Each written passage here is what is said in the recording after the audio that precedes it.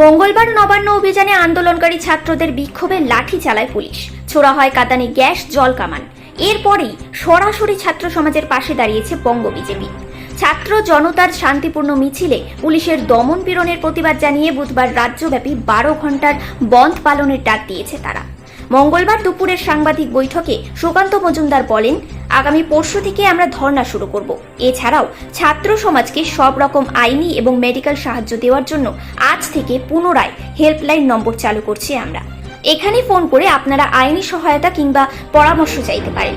আসুন আগামী 30শে আগস্ট আমাদের মহিলা মোর্চার ডাকে সকল মহিলা, সকল মানুষ পথে নামুন। এই আন্দোলন বিজেপির নয়, এটা সমাজের আন্দোলন। Bureau report, news prime Times.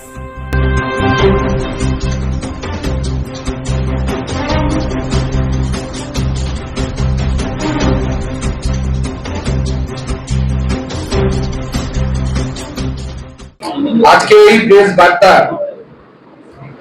এক অদ্ভুত পরিস্থিতিতে আমাদেরকে করতে হচ্ছে, কারণ আপনারা জানেন আজ বঙ্গীয় ছাত্র সমাজের ডাকে যে নবান্ন অভিযান, নবান্ন ঘেরাও অভিযান ও মুখ্যমন্ত্রীর পদত্যাগের দাবিতে, যাকে তারা পোশাকি ভাবে এইভাবে বলেছে দফা 1, দাবি 1, মুখ্যমন্ত্রীর পদত্যাগ, সেই দাবিকে সামনে রেখে বঙ্গীয় ছাত্র সমাজের নবান্ন অভিযান এখনো চলছে, till now কন্টিনিউ।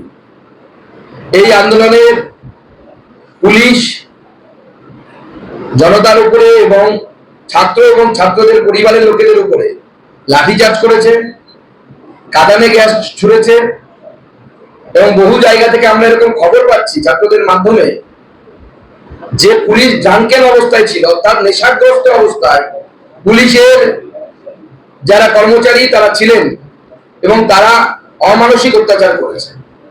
তাই আজকে আমি কোনো জবাব দিতে আসিনি, কয়েকটা প্রশ্ন করতে এসেছি মাননীয় মুখ্যমন্ত্রীকে এবং তার প্রশাসনকে, যে এই যে দিদির, কোনো একজন দিদির ধর্ষণের বিচার চেয়ে কোনো ভাই যদি রাস্তায় নামে, সেটা কি কোনো অন্যায় কাজ করেছে? তারা কোনো বোনের উপরে অত্যাচার হয়েছে, তার অত্যাচারীর শাস্তির দাবিতে যদি কোনো দাদা রাস্তায় নামে বা নবান্নতে গিয়ে মুখ্যমন্ত্রীকে বলে, প্রশ্ন করে আঙুল তোলে, মাননীয় মুখ্যমন্ত্রী আপনি ভুল করেছেন, আপনি আপনার পদ থেকে সরে যান, সেটা কি কোনো অন্যায় কাজ করেছে তারা?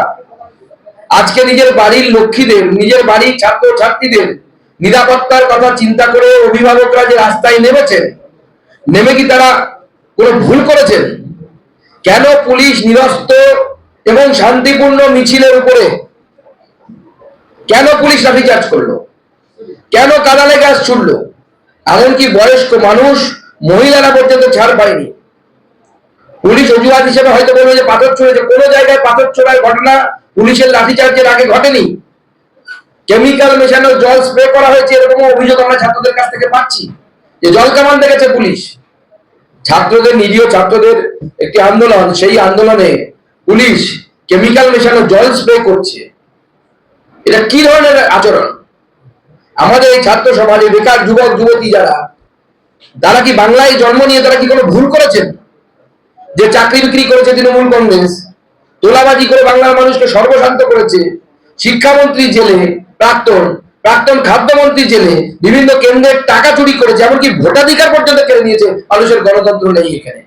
তার বিরুদ্ধে যখন আমাদের ছাত্র সমাজ যখন নামছে, বাংলার ছাত্র সমাজ যখন নামছে, তখন সেই বাংলার ছাত্র সমাজকে মাননীয় মুখ্যমন্ত্রী রক্ত স্নান করাতে চাইছেন।